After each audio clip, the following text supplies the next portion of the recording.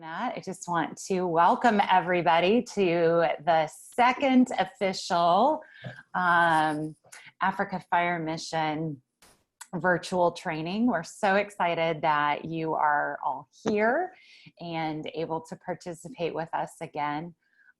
Just a couple of housekeeping things as we get started. When we can, we will try to make the presentations available, PowerPoints and links to any videos that were used. All of our trainers for this series are volunteers. So we are very grateful to all of our presenters, to everyone who participates with us, and especially grateful today for Brian Andersen from Velva, North Dakota. And Brian was part of AFM's 2019 team to Kenya. So those of you who were at KAA for the symposium might have met Brian. And we're real excited about our topic today on ladders. A couple other housekeeping things. This training is free of charge. It does not include a certificate of attendance. At the end of the training, there will be an opportunity for tea time. So our training will run for 1 hour, and then you are welcome to join Jose for tea and chat with us. Because these are such brief trainings, we invite you to do introductions during the training through the chat. Introduce yourselves. You can also use the chat feature for any questions, but Brian will be offering a time for you to ask questions as well. So with that being said, let's go ahead and get started. Brian, I'm going to turn it over to you. Okay, thanks, Nancy. So hello, it's good morning my time, good afternoon your time, I guess. My name is Brian Andersen. I'm from Velva, North Dakota. I'm a volunteer firefighter there, and I work as a safety coordinator for a trucking company full-time. So I'm excited. I went to Kenya last November in 2019 and had a lot of fun there. I learned a lot from you guys. It was a good experience. I'm excited that I get to teach you guys again. So I've been a firefighter since 2004. I've been on career and volunteer departments. I really enjoy it, much like all of you guys in Kenya that I met, and I know firefighters all over the world. We all have a passion for what we do. We're proud of what we do, and this training emphasizes our pride in wanting to learn and grow as a firefighter. So now I serve in Velva. I used to be on two departments. Now I'm just in Velva as a volunteer. We'll start this with the case study. This is a fire I went to probably back in April, I think is what it was. Is 1 a.m. we had a structure fire when we got called to assist a neighboring department. I think we probably sent 3 or 4 fire trucks out there to help them. I was on the first engine for my department to arrive. When we arrived on scene, the neighboring department decided that they needed to get on the roof of the house. So what they did, they pulled the ladder off our truck and they started to ascend the ladder, and it collapsed. The firefighter, who's in his 30s, I don't know exactly what his age was, ended up with 2 broken bones on his left leg. And when we go through this, you can kind of sit back and look and try to think like what would have happened to cause a ladder to fail. This ladder is only a couple years old. But there was issues, and I'm not trying to put fault on anyone. This is just how we learn. And the firefighter that was injured knows about it, and that's just don't make the same mistake twice, you know. He still currently has a broken leg. So he hasn't been able to respond to any emergencies for several months now. So he's not doing his community any good when you're injured. We need to be there so we can help others. But we'll come back to this case study at the end. So as we're going through this, just kind of think about what might have happened, and I'll explain at the end what happened and how to prevent it. Like I said, we take pride in our profession. This photo is actually the house fire that it was at. What you can't see is to the right of the photo, there's like a garage that's a one addition. And we needed to get on top of that garage because the wall was on fire on the inside. So we got on top of the garage so we can tear apart that wall. But it's very important. Like we talked about pride a lot when I was in Kenya. We talk about pride in the United States a lot. Us having pride in our profession, doing what's right all the time, having that extra initiative, not to be told to go clean the fire trucks, but going to clean the fire trucks, is extremely important in the fire service. This pride that, like when you walk in and you see firefighters that just are glowing because they love their job so much, that's how you guys are going to change the minds of your community. We have times where people just come and thank us just because we didn't do anything for them necessarily, but they can see that we're proud of what we do, that we're highly trained, our equipment's always maintained, and we don't have the newest and best equipment. I'm on a pretty small department. We can't afford everything. So it's not that, but we maintain what we have and we're proud of what we do. And that can go a long ways. And you'll see the pride on this firefighter that was injured. He's very proud of being a firefighter too, but there were some issues about training that kind of led to his incident. And being proud of being a firefighter, you need to be trained and constantly training, just like we're doing today.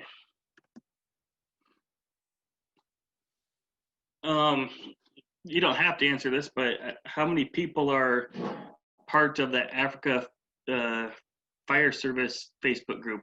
Do you know the name of that group, Jose? I can look it up quick. It's the African Fire Service Networking Group on Facebook. I find that to be a really advantageous because it's a great networking group. And Brian Burkhardt put this on here, this WISE on here a few weeks ago. And it's a very simple thing that you should be doing like every day. Anytime you come to work, or if you're a volunteer, you need to be doing it frequently. Is this WISE? He was talking more about he teaches more of the apparatus operations, but it pertains to what we're doing today in ladders because of the equipment. So first off, you walk around the apparatus, then you inspect the apparatus, you start each system like the lights and sirens and that type of stuff. More than likely your engineers or whatever your SOP says, they're going to be doing that every day. But if you're a firefighter that you might have to throw a ladder, you should be looking at the equipment. And Brian put on there, if it has moving parts, operate them. Like he mentioned, you're not just looking at it, you're using all your senses. You're feeling it, you're feeling how smooth that ladder will open up. You're really going above and beyond, making sure that equipment is ready to operate. Do we need to pull a ladder off the truck every day and operate it to make sure it's functioning? Probably not, but I promise you we need to do it more than what we're doing. a lot of the times we're only doing it at fires, and that's not a good time to do it. We need to be pulling it off pretty frequently, operating it, moving it up and down. Ladders are such an easy drill to do for company level operations that it's just a really simple thing, but they can really, like when you mess up on a ladder, it can really hurt you or even kill you. So it's very important that I recommend starting to use this WISE thing, and you'll notice there's going to be at least one other time where I refer back to another Facebook post.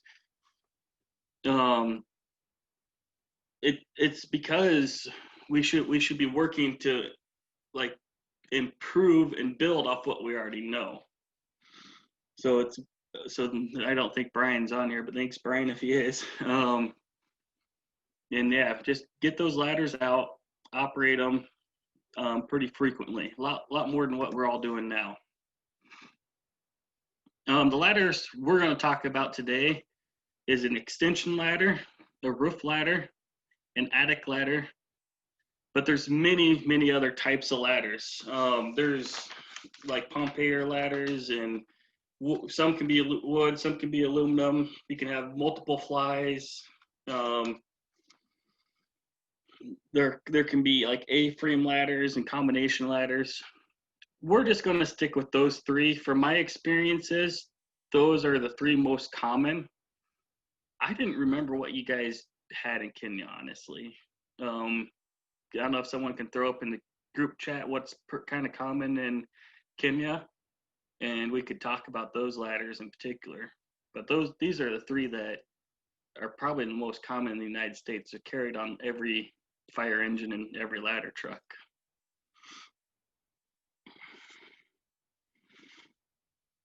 So part of going back, we'll circle back to the WISE post from Brian Burkhart. You need to be familiar with whatever equipment is on your truck. So if you do have the different types of ladders, or maybe you have like 3 extension ladders on some ladder trucks have multiple sets of ladders, you need to be wise on your personal equipment and what you're going to be tasked with in the event of a fire.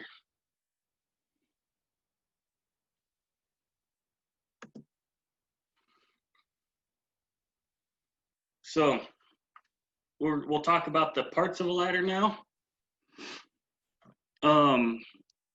We'll start at the top. You see the top 2 rungs are not used. You really shouldn't be standing on the top 2 rungs. When you sit up that ladder on the side of a house to get onto a roof, you should have like 4 or 5 rungs shooting past the edge of the roof. And that's just to help it with the stability factor. You'd really lose your the stability of the ladder if you get a higher center of gravity. Then we'll go down on the left-hand side there, the fly section. Now the fly section is the narrower ladder that is inside of the base section. The base one's the wide one. That base section needs to be against the structure that you're ascending, and the fly section needs to be away from it. And there might be multiple fly sections. In Velva, we carry a 24-foot ladder, so we have a 2-section fly, just like this picture. But we also have a ladder on a retired fire truck that we don't use anymore that's a 3-fly, and that's just so we can get to higher places. So once again, it's important to know what you're carrying on the trucks that you're going to be assigned to.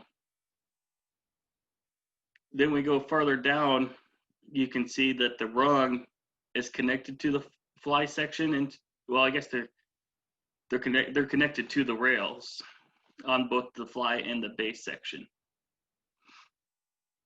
Now the rungs, they can be bolted in, they can be riveted in, or they can be welded in.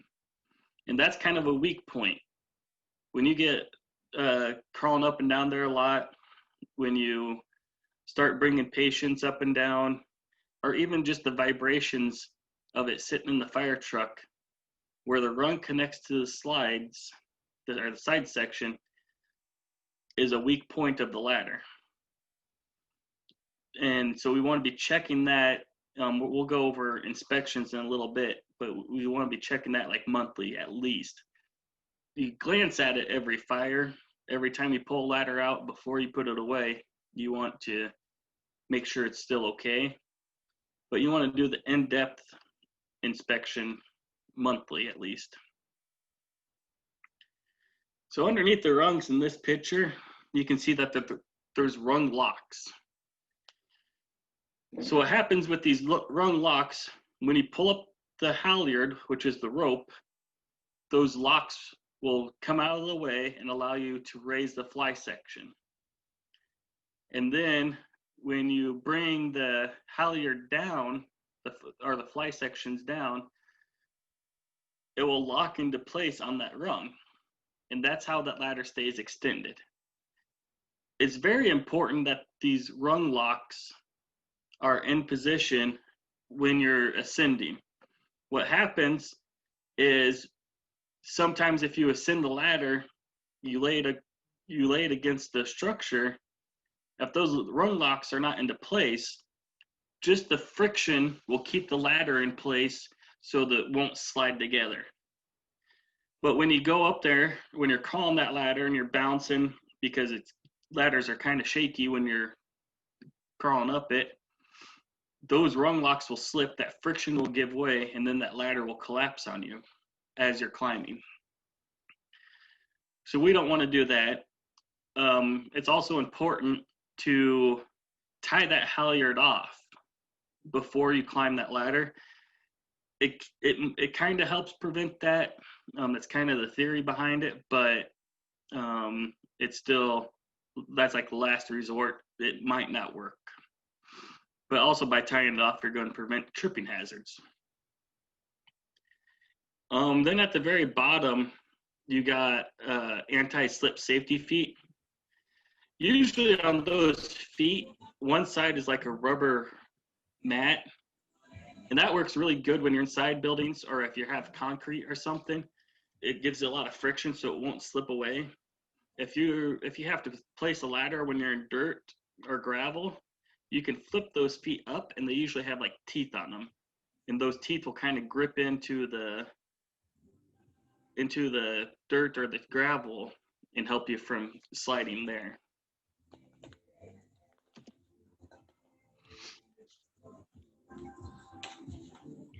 And Brian, several of them mentioned in the chat that they definitely have extension ladders. Awesome. Well, that works perfect. So thank you guys. So that's kind of the overview of the extension ladder. Like probably the most common one that is used. Some could be wood, some can be aluminum. The benefit with wood, I know San Francisco has a lot of overhead power lines, so they still use wooden ladders, but it's very, very heavy. So most people switch to aluminum or fiberglass, but that kind of conducts electricity, so we have to be really careful with that. Now your attic ladder just kind of folds up nice and neat, easy to tuck away into a compartment on the fire engine. And it's also really easy to bring this attic ladder to the house. For those of you who don't have an attic ladder, it kind of, like the right side will fold up and the left side will fold down, so it kind of closes in on itself, and it's only a few inches wide when it's all folded up. It's like 12 feet long, but normally you can wiggle that through a house and get up into an attic real easily. So this is a very nice ladder to have on if you don't. You can see in the bottom right of the ladder, there's a bracket that goes diagonal from the rung to the side rail.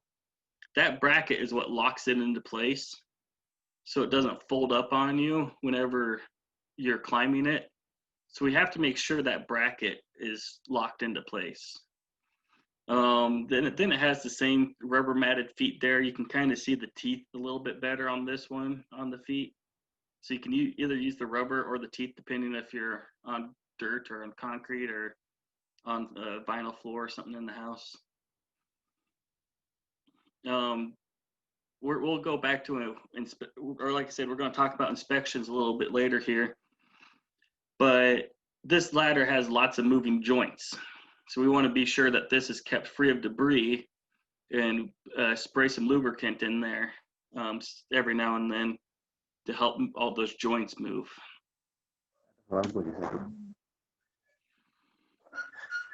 So this last ladder that we'll kind of talk about today is a roof ladder. These range from 8 feet to 14 feet, I think sometimes. I think ours are 12 feet normally. When you see this roof ladder, it has the same parts basically as an extension ladder, but it's only one fly of it. You have your rungs. Once again, your rungs are the weakest point of that ladder probably. Then you have your side rails. So between the rungs and your side rails, that's where your strength of your ladder is. On this one, you have hooks up top. Those hooks fold in for storage and they fold out when they're using it. And what you can do is you throw those hooks over the peak of a house or a peak of a structure, and then it won't slide off on you. And you lay this ladder onto the roof of the structure to give you a footing when you're doing roof operations. But sometimes we just grab this ladder because you don't necessarily need an extension ladder. This ladder is much easier and safer to carry with one person. So if we have a short structure, like a garage or just a single story structure, normally you can get to the roof of the structure just with this one ladder, just by throwing it to the side. That's why it has the little feet on it on the butt end to help anchor into place.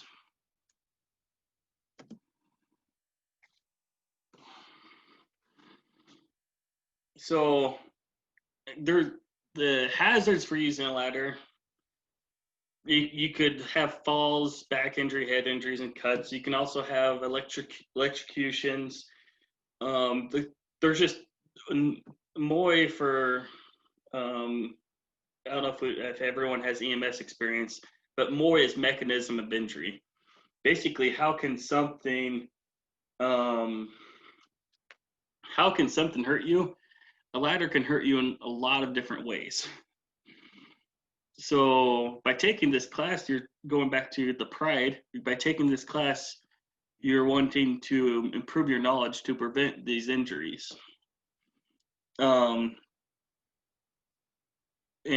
we'll start talking kind of a little bit how to address some of these injuries.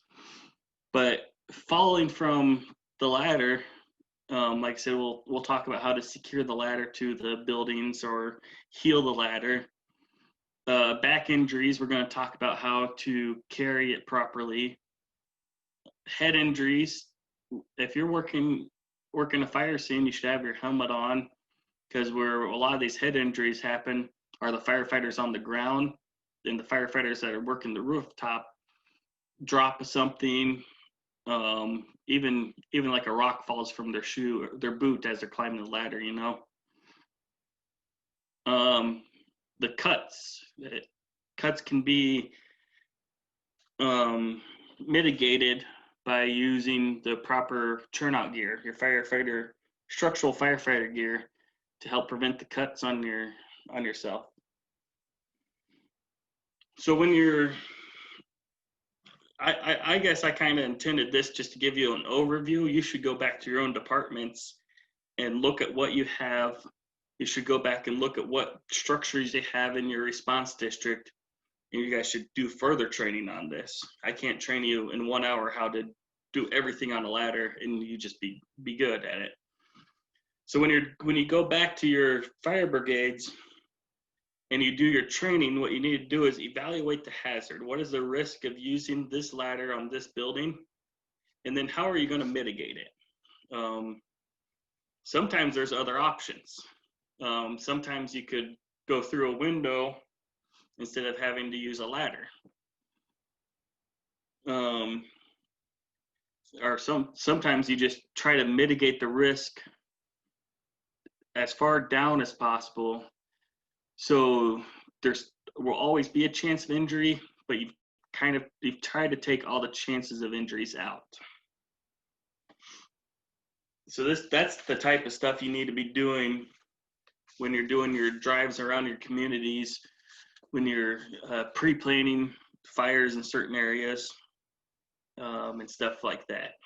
You need to be talking about, if we set up a ladder here, it's going to be pretty unstable, so we'll need to tie it off in this manner to make the ladder stable. So now we'll talk about carries. I got a movie here for you. And with carrying a ladder, it's like that slide says, many hands make light works.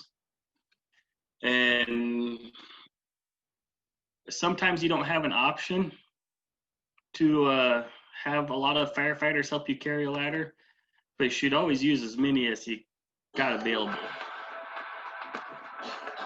So watch this movie and then we'll talk about it at the end.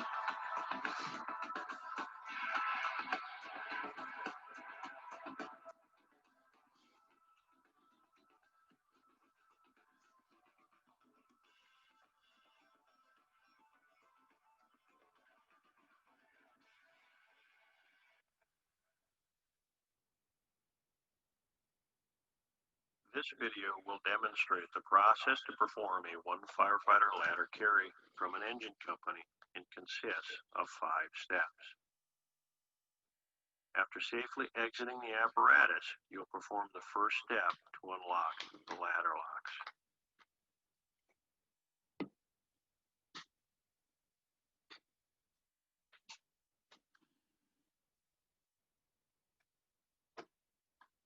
Step 2, locate the center of the ladder. Step 3, place your arms through the rungs. Steps 4 and 5, grasp a rung and shoulder the ladder.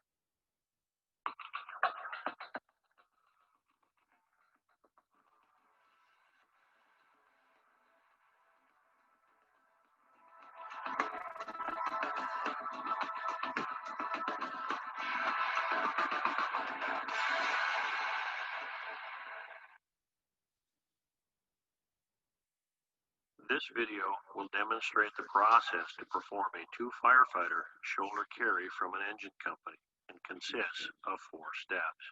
In step 1, position at each end of the ladder.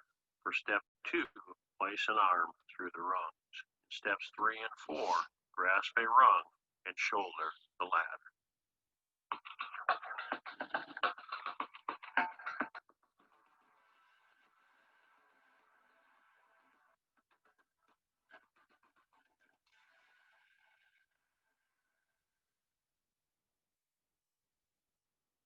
This video will demonstrate the process to perform a 2 firefighter arm's length carry from an engine company and consists of 4 steps.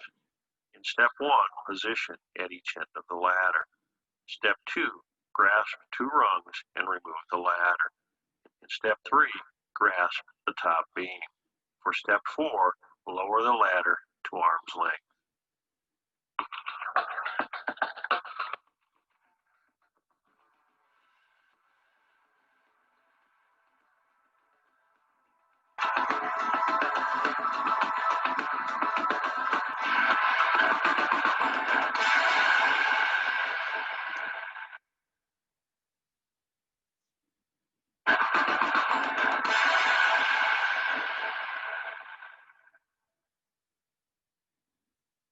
This video will demonstrate the process to perform a 1 firefighter ladder carry from a truck company. It consists of 5 steps. In steps 1 and 2, open the compartment and remove the ladder, locating the center. For step 3, grasp the rungs.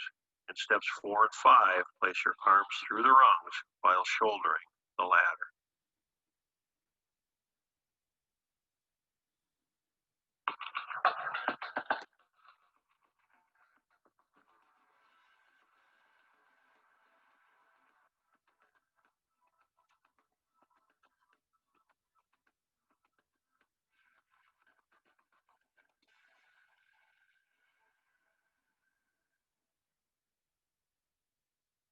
This video will demonstrate the process to perform a 2 firefighter shoulder carry from a truck company and consists of 6 steps. The first step is to open the compartment. Steps 2 and 3, the firefighters will remove the ladder and position at each end. For step 4, grasp the rungs. In steps 5 and 6, place their arms through the rungs while shouldering the ladder.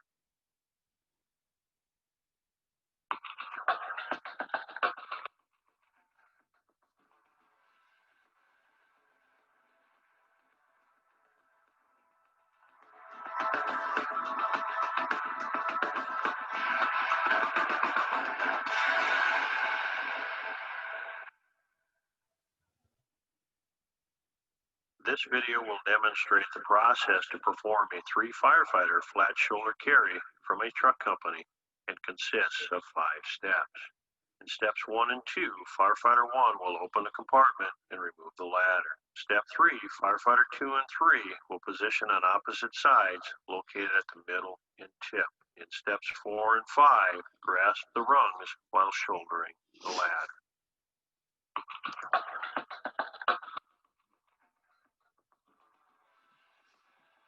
Okay, we'll stop this one here for now. Basically, I don't like videos necessarily like that tell you do the orders in this step. Because the reason why I don't care for them necessarily is because each department's different. I've been on 4 fire departments. I've been on 2 volunteer and 2 career departments, and they all do it differently. None of them do it wrong.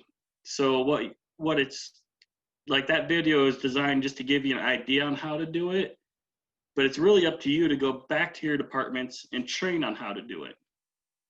And this training is going to impact your department as a whole, because what you'll find out is you might find a better way of storing your ladders on your fire trucks, or you might find out that you need this many people to respond to a fire. And right now, your standard operating procedures only send 1 fire truck to a fire of this type, when maybe you need 2 fire trucks because you don't have enough manpower to operate your ladder safely. So by training, you're going to address the weaknesses in your fire service, and then you can use that training as your backing. Like, this is why we need to do it this way, whether it be getting ladders that are better designed for your community, or even storing the ladders in a different position on your truck, stuff like that. But that video is a good video just to kind of give you an idea on how to start that process. It's really up to you to take this back to your stations now and figure out what works for your station. And not all fires are going to be alike. I understand that. So you just need to figure it out as you go.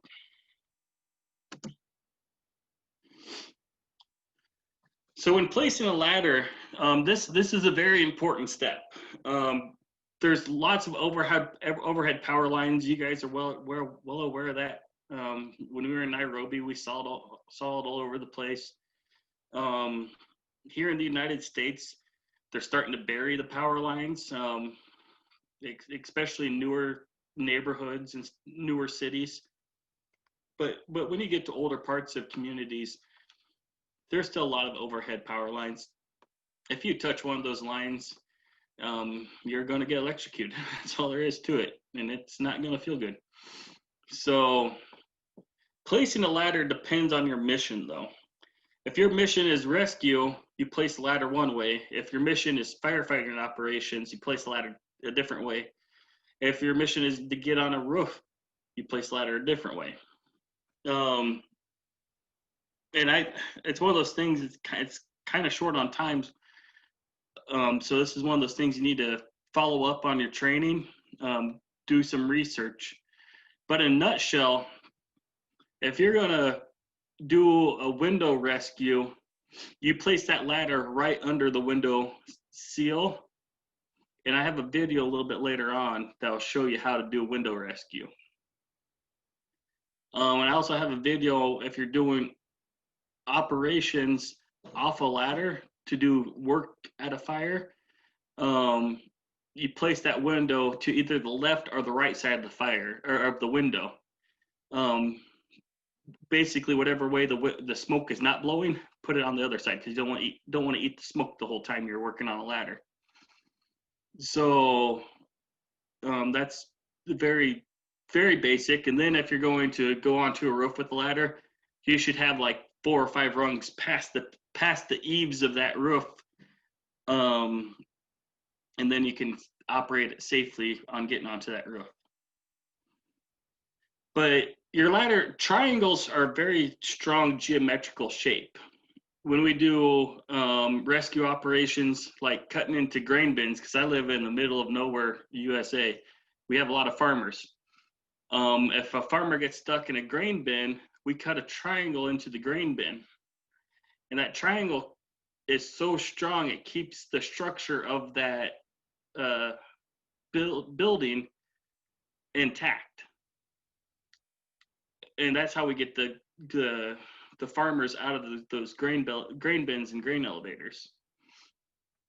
So when you're putting up a ladder, you're making a triangle.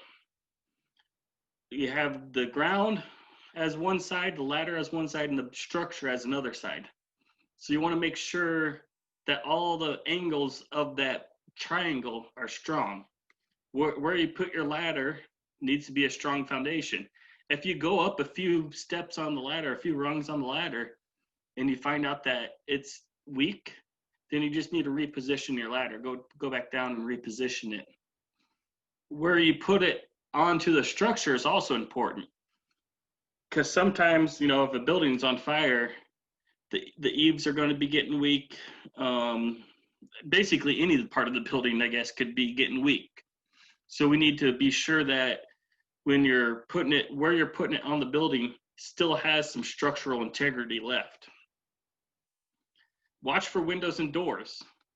Windows are an escape point. If you're a firefighter inside the building and you have to get out of that building really quick, you're going to jump out a window. But if there's a ladder blocking that window, it's going to impact your ability to survive that situation. And same with doors. You don't want to be climbing up a ladder that you had placed in front of a door, and then someone opens that door and knocks you off the ladder. So we try to avoid putting ladders in front of windows and doors. There was an instance where I had to put a ladder in front of a door, but I just took the door off. That way it could not have been opened on me. It's not recommended, but sometimes you just have to think out of the box. So the angle at which you want to put your ladder is 75 degrees. They say if you stand at the foot of the ladder and put your arm straight out in front of you, you should be able to touch the rung of the ladder. That's about 75 degrees. And that is the optimal angle to give that ladder as much strength as possible. So when you put the ladder up, you're going to want to either heel it or secure it. You should not be working on ladders that are not secured in some fashion, because there's a very high probability of you getting injured if you do. And this is one of those things where it's a very easy company level drill to get your ladders out, throw them against some buildings in your neighborhoods, and against your fire station if you have to, and work on making sure you know how to secure that ladder properly so firefighters can work off of it. You need to make sure on your extension ladders that those locks are properly engaged, that you know how those mechanisms work. They're very basic mechanisms, but they can really, if you don't pay attention to them, it can really impact. The ladder can just collapse. So we want to make sure that when you're practicing at your company level drills, that you're looking at those locks and that you're making sure they're secured. You need to tie that rope off to prevent tripping and stuff. When you're heeling a ladder, what are some hazards for heeling? Anyone want to unmute themselves and have ideas what hazards for healing would be? I can try. Can you hear me? Go ahead. Yep. One of the hazards can be sometimes the boots is not properly placed well. I think I kind of heard part of that, and yeah, you're right. Did you get that? Basically the hazards for healing. When you heal a ladder, you're using a firefighter to stop the bottom of the ladder from coming out, right? So there's hazards of you got multiple firefighters working in a small area at that point.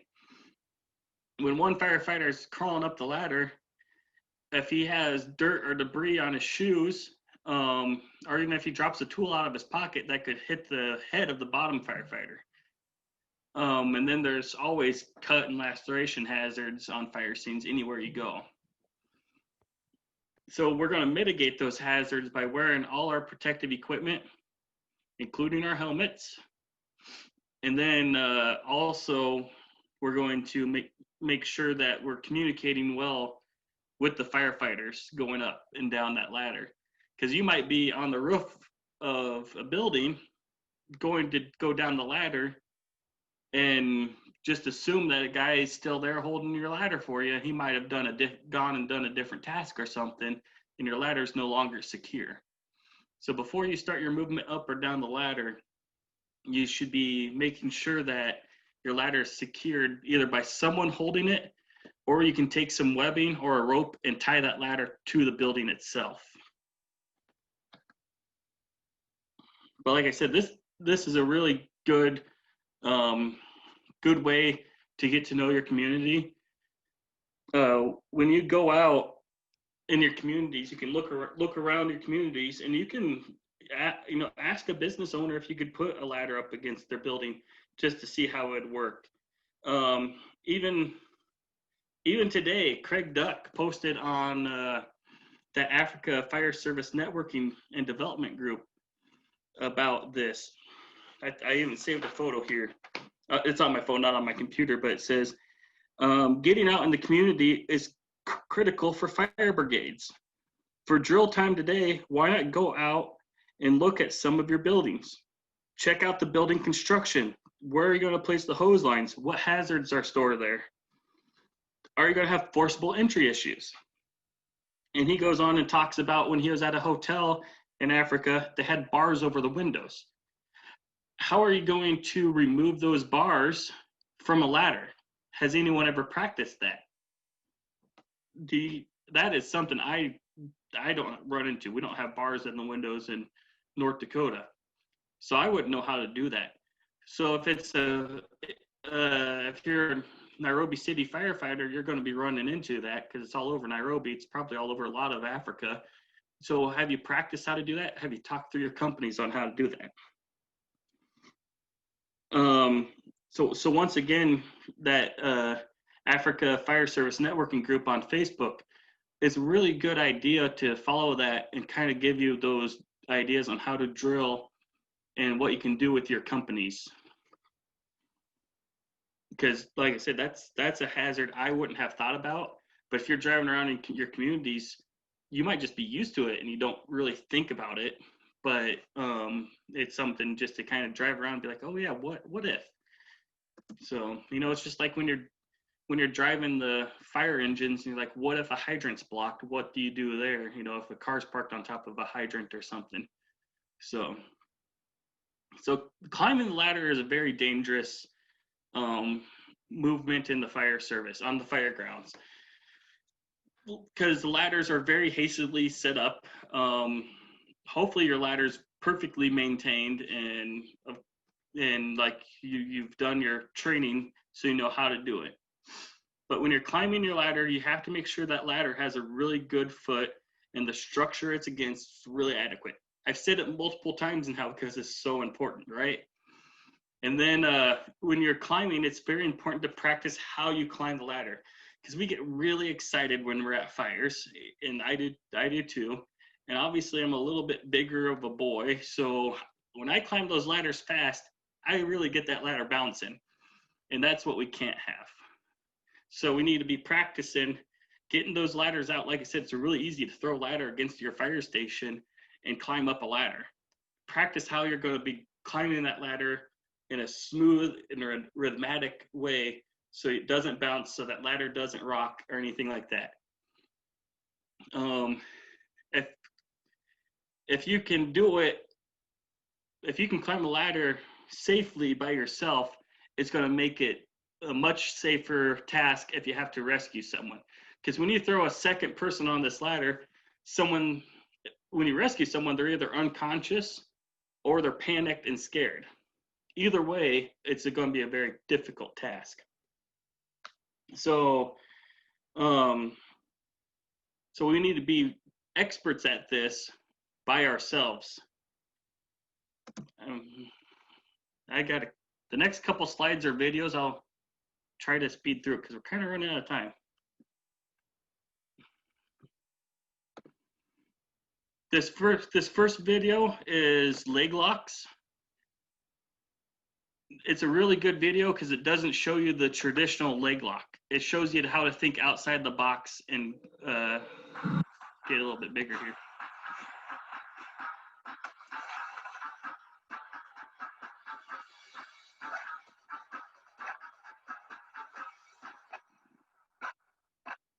Watch this firefighter break this window without performing any type of safety lock. Without using an arm lock or a leg lock, the firefighter is in danger of falling off the ladder when he bends the window. Now, I'm going to show you a technique called the arm lock. First, we come up to our position just below the window. We don't want to be up too high so the smoke and gases blow out in our face. We're going to reach through the center of the ladder with the left arm. We're going to bring the tool to the back. We're going to line it up to the window, and we're not just going to come back and swing. We're going to take a practice swing and line it up. Then we're about to swing, and we're going to smash the window. Notice that the tool is keeping me locked into the ladder. I'm using the tool as a brace. If I had to switch sides, I could quickly switch arms and go to another side window. Remember, when we perform the arm lock, it's very important that we split the rungs and put the tool behind us. We don't want to be around both rungs because when we swing, we can smack our hand on the outside beam. Also, it's very important that we don't choke up on the tool because if we go to swing, the tool will hit the outside beam of the ladder and prevent us from hitting the window. So we'll stop it there because we're kind of running short on time here. But that was a good video because normally we're used to just doing a leg lock. That's kind of what we're taught in basic firefighting, and that can be very challenging when you're in turnout gear and stuff. And leg locks are good, but what this video showed you is there's other ways of accomplishing the task. Basically, the task is we don't want to fall off the ladder, so we're going to lock ourselves into place. This shows you there's other ways of doing it. That gentleman had pride in his profession, and he went out and he found out those ways. And that's what you guys can do too. Practice that leg lock that you learn in basic firefighting, but you can get on the internet and you can find videos like that that show you alternative methods of leg locks. If you just Google leg locks in firefighting, it will tell you. It'll give you those type of videos. So this next video is that victim removal video I told you about. If you haven't practiced this is a really difficult thing to get victims from the building to the ladder is very difficult.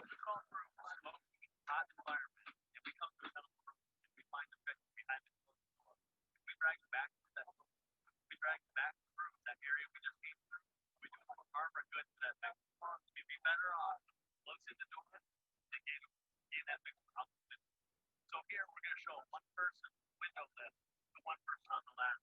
Let's come on up. Up here we've got Ben, and he's going to talk through how we get the victim to this window. So, right here, down the street, up in the room, we're dragging through that doorway.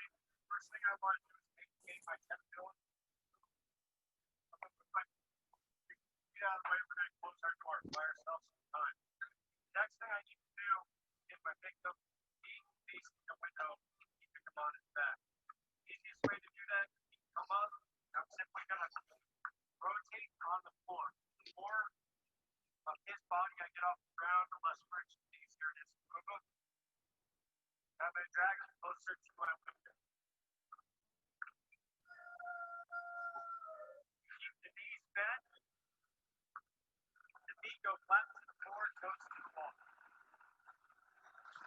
Now I've got the neck on in position. Still, John's going to talk about how to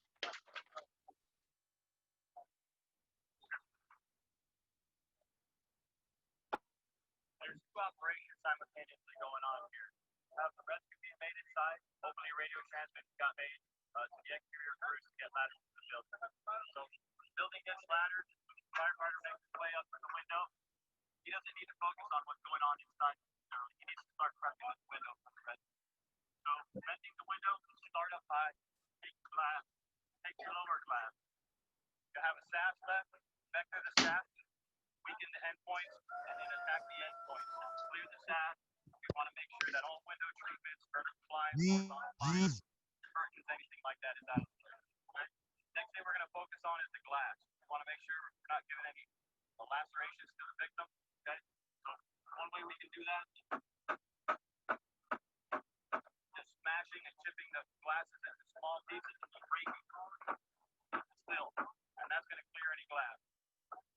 Some less substantial frames clear out with the fork end and Velva of the Halligan or the pry tip of a 6-foot hook, pry it up and rip that molding out the glass to come with it. Okay? Now we're going to shift our focus back inside the building. If John's dressed the window, the removal, he's going to let me know which way he wants to make the head coming out. I'm going to tap my right, I'm going to verbalize his left because I know he's opposing me. He's in bad visibility, I'm in good visibility. So I want to do him the favor, give him the advantage, let him know verbally what side. So I'm tapping the right, and that's the side to that. So I'm going to make a basically 2-stage lift in our window sill. Each time I move the victim, I'm going to support her with my thigh or my knee so that I can bring it. First time, just pick them up. My hands up to rest of her outside. You can help guide them out. I reposition to a squat. Ready, left. His weight now on still. I know you guys have Don brought this victim out. He takes his arm to get the gathering back out to the side. We want to make sure the arms don't get stuck in the ladder. As he's here, Don is shoulder to shoulder with this victim. So as the victim comes out, we don't want him to go top heavy and off the ladder. One leg.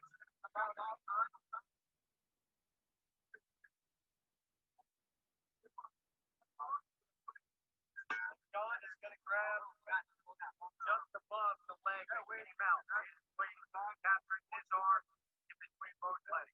Grab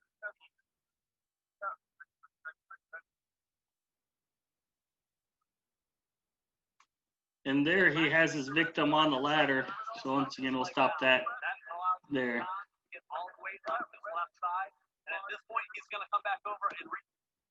And if you haven't practiced that, that's a really kind of a difficult task to get a victim out the window in that fashion. So that's something that you really have to practice, because if you don't practice it and you just expect to be good at it when the time comes, it's not going to happen. And this was on AFM's website. So obviously you guys are practicing it, at least when we come to visit.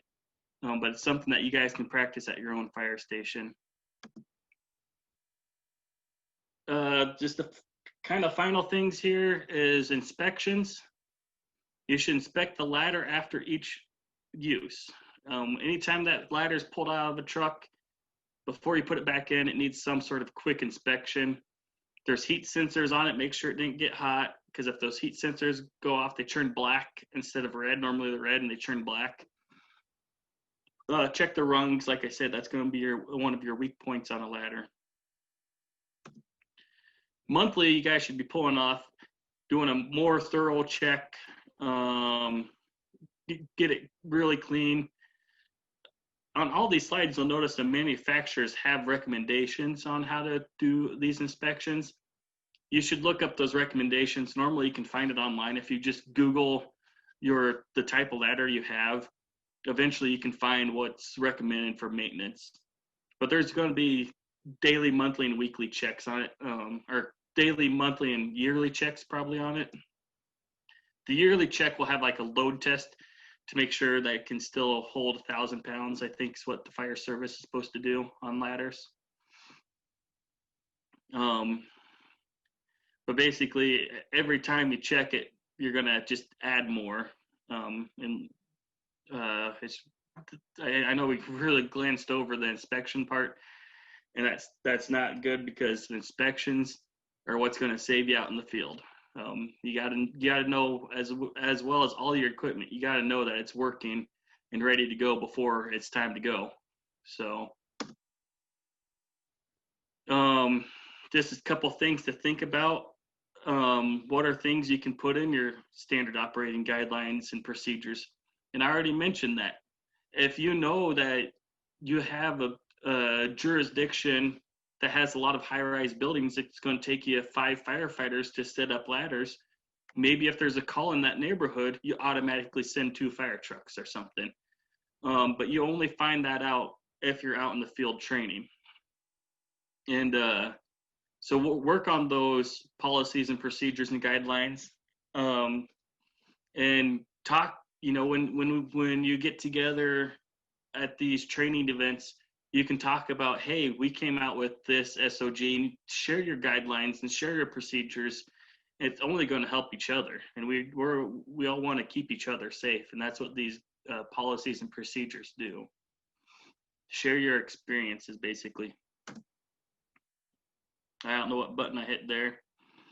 But the last slide was finalize that case study. Going back to the original fire, the 30-year-old firefighter that was climbing that roof, what happened was you had the base side of the ladder, which is the wide part of the extension ladder, and you had the fly side. Well, when they set up that ladder, they put the fly side against that roof, which meant that those locking mechanisms to lock that extension ladder into place did not work because they work off gravity. So when you have it backwards, they're going to stay in the unlocked position.